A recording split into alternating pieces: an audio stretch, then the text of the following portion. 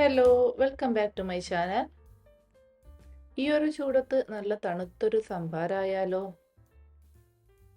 അപ്പോൾ ഇന്നത്തെ നമ്മുടെ വീഡിയോ നല്ല തണുത്ത നല്ല ടേസ്റ്റുള്ള സംഭാരം എങ്ങനെ ഉണ്ടാക്കാം എന്നതാണ്. അപ്പോൾ നമുക്ക് വീഡിയോയിലേക്ക് കടക്കാം. അപ്പോൾ ആദ്യം തന്നെ നമ്മളൊരു മിക്സിയുടെ ജാർ എടുത്തിട്ടുണ്ട്.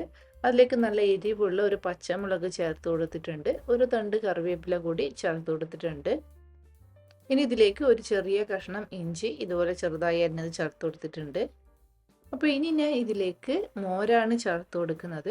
ഈ ഒരു സംഭാരമൊക്കെ ഉണ്ടാക്കുമ്പോൾ തൈരിനേക്കാളും മോരാണ് കൂടുതൽ ടേസ്റ്റ്. ഇനി നിങ്ങളുടെ കയ്യിൽ മോരില്ല എന്നുണ്ടെങ്കിൽ നിങ്ങൾക്ക് തൈര് എടുക്കാം. ഞാനിവിടെ 250 ml കപ്പിൽ 1 കപ്പ് മോരാണ് ഒഴിച്ചിട്ടുള്ളത്. ഇതുപോലുള്ള നാടൻ മോരൊക്കെ നമുക്കിപ്പോൾ കടകളിലും വാങ്ങിക്കാൻ കിട്ടുന്നുണ്ട്. ഇനി ഇതിലേക്ക് 1 ടീസ്പൂൺ ഉപ്പ് ചേർത്ത് കൊടുക്കുന്നുണ്ട്. കൂടെ തന്നെ കുറച്ച് ഐസ് ക്യൂബ്സും കൂടി ചേർത്ത് കൊടുക്കുന്നുണ്ട്.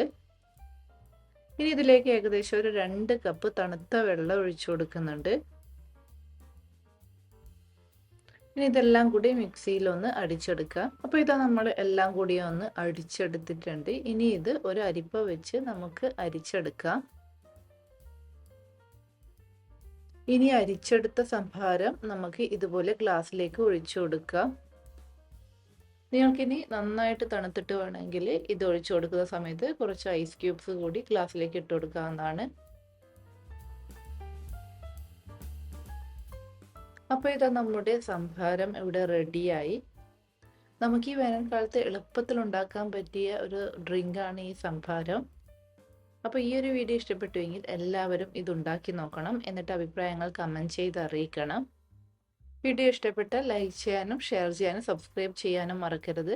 വീണ്ടും പുതിയ റെസിപ്പിയുമായി അടുത്ത വീഡിയോയിൽ കാണാം. അതുവരേക്കും ബൈ ബൈ.